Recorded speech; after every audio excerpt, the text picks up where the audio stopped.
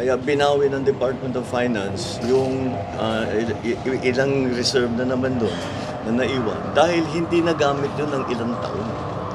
In other words, the PhilHealth has sufficient budget to do all of the things that they want to do. SC Justice says PhilHealth bankrupt. Not so, says Recto. Yan si Recto, mga kabats natin. Mukhaan nyo yan.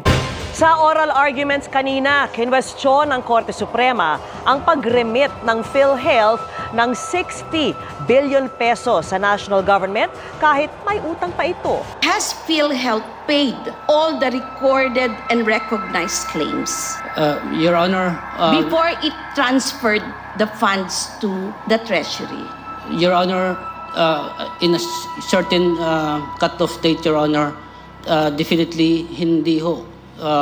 Natin mababayaran lahat ng Not paid. all were paid, Yes. and yet you transferred the funds already. 1.16 trillion pesos pa ang bayarin ng PhilHealth sa mga benepisyo, habang 347 billion lang ang asset nito. Ibig sabihin, mahigit 816 billion pesos ang deficit ng PhilHealth.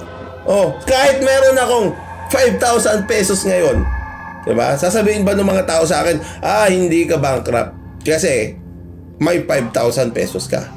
Pero wait a minute, kaping mainit, ang utang ko 100,000. In layman's term, mga kabatas natin, bankrupt ako. Wala talaga akong pera.